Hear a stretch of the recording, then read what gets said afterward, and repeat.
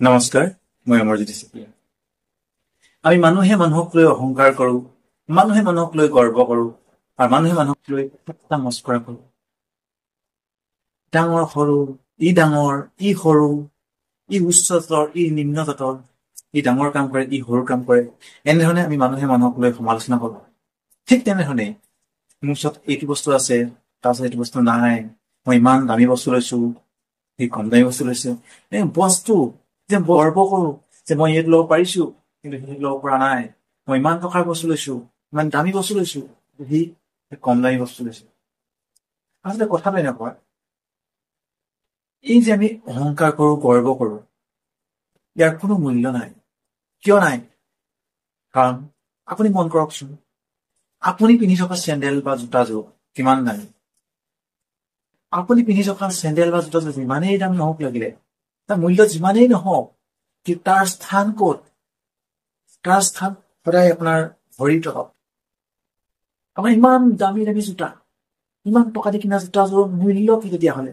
দামী হয় সি, তাৰ দাম বহুত, তাৰ মূল্য বহুত, কিন্তু আপোনাৰ কাৰণে বা জনসাধাৰণৰ কাৰণে তাৰ মূল্য কি? ভৰিৰ তলত।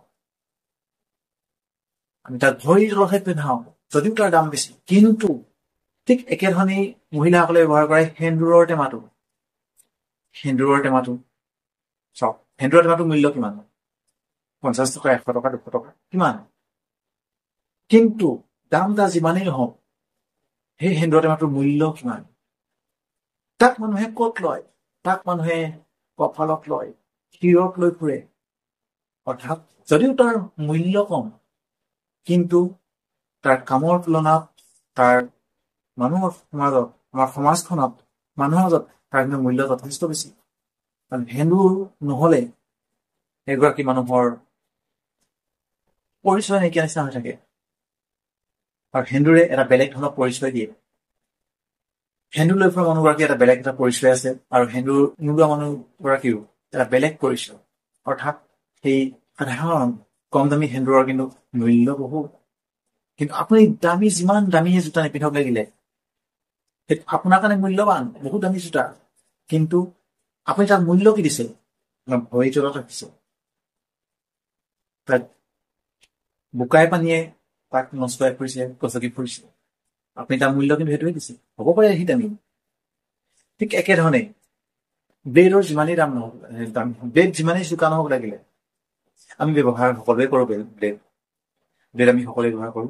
আমি ব্যৱহাৰ কৰা ব্লেডখন যিমানেই চোকা নহওক লাগিলে, তাৰ ধাৰ যিমানেই তীক্ষ্ণ নহওক লাগিলে, তাক কিন্তু আমি গছ কাটিবলৈ ব্যৱহাৰ কৰিব নোৱাৰো।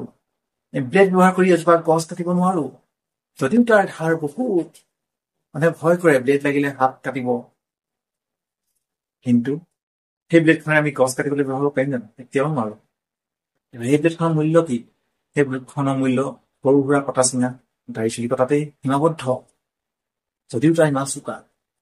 আৰু এখন কুঠাৰ আপোনাৰ যিমানেই সি চোকা নহওক, যিমানেই তীক্ষ্ণ নহওক, সি যিমানেই ডাঙৰ ডাঙৰ গছ কাটক লাগিলে, আপুনি ইচ্ছা কৰিলেও সেই কুঠাৰখনে আপোনাৰ দাঢ়ি চুলি কাটিব নোৱাৰে কিন্তু। অৰ্থাৎ তাৰ মূল্য, গছ কটাৰ ক্ষেত্ৰত বা গছ বা ডাঙৰ ডাঙৰ কাঠ কটাৰ ক্ষেত্ৰত তাৰ মূল্য আছে। সি চোকা হলে সেইবোৰতে এটা কামত আহিব। সি যিমানে চোকা হলেও, যিমানেই ধাৰ নাথাকিলেও তাৰ আপোনাৰ এই সৰু চুলি বা দাড়িডালো কাটিব নোৱাৰে। চাওকচোন, আমি ইয়াৰ পৰা ইয়াতে বুজিব পাৰো যে নিজৰ নিজৰ স্থানতে সকলোৰে মূল্য আছে। যি স্থানত যিটো বস্তু, সেই স্থানত তাৰ মূল্য বেছি। যেনেকে এতিয়া চেণ্ডেলযোৰৰ দাম বেছি বুলি আপুনি গৰ্ব কৰিব পাৰে, কিন্তু আপুনি তাৰ মূল্য কিছু ভৰি তলত, তাৰ মূল্য ভৰি তলতহে, তাৰ স্থান ভৰি তলতহে, যিমানেই দাম নহওক লাগিলে হয়। আৰু আপোনাৰ সেই শিৰৰ টেমাটোৰ মূল্য চাওক, ইমান মূল্য আপোনাৰ শিৰত থাকে, কপালত থাকে, সি বিভিন্ন ধৰণৰ পূজা পাতলত ব্যৱহাৰ হয়। তাৰ মূল্য কিন্তু বহুত, যদিও তাৰ দাম কম, তাৰ মূল্য। সেইকাৰণে সেই ব্লেডখন যিমানেই ধাৰ নাথাকক লাগিলে, সি কিন্তু এজোপা গছ কেতিয়াও কাটিব নোৱাৰে। কিন্তু সেই কুঠাৰখনৰ যিমানেই যি ডাঙৰ সেই গছ কাটক, কাঠ কাটক, কিন্তু সি সাধাৰণ দাঢ়ি বা চুলি কাটিব নোৱাৰে। গতিকে এই নিজৰ নিজৰ ঠাইতে সকলোৰে মূল্য আছে। সেয়ে আমি কাৰোবাৰ কাম চাই, কাৰোবাৰ ধনী দুখীয়া বিবেচনা কৰি আমি কাকো অপমান কৰা উচিত। নিজৰ নিজৰ ঠাইত, নিজৰ নিজৰ পজিশ্যনত প্ৰত্যেকজন মানুহে নিজৰ নিজৰ মূল্য আছে। আৰু সেইভাগেই তেওঁলোকে চলি গৈছে। গতিকে এই আমি সমালোচনা ডাঙৰ সৰু উচ্চ নিচ্চ এই ভেদাভেদ পৰিহাৰ কৰি আমি সকলোকে সমান চকুৰে চাই যদি আমি সমিল মিলেৰে আগবাঢ়ি যাওঁ, নিশ্চয় আমি এখন সুস্থ সবল সমাজ গঢ়িব পাৰিম।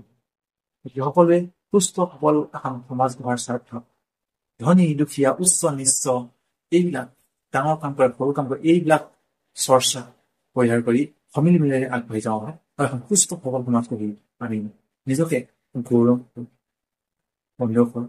আজি ভিডিঅ'টো মোৰ ইমানেই আছিল। যদি এই ভিডিঅ'টো আপোনালোকৰ ভাল লাগিল তেনেহ'লে লাইক কমেণ্ট আৰু শ্বেয়াৰ কৰি নাপাহৰিব। আৰু যিসকলে মোৰ ফেচবুক পেজত চাইছে তখন ফেচবুক পেজটো ফ'ল' কৰিব আৰু নতুনসকলে ছাবস্ক্ৰাইব কৰি কাষত থকা বেল আইকনটো দবাই ৰাখিব যাতে এনেধৰণৰ ভিডিঅ'সমূহ আপোনালোকে ৰেগুলাৰ পাই থাকিব পাৰে। আজিলৈ ভিডিঅ'টো ইমানতে সামৰি মাৰিছোঁ। ধন্যবাদ।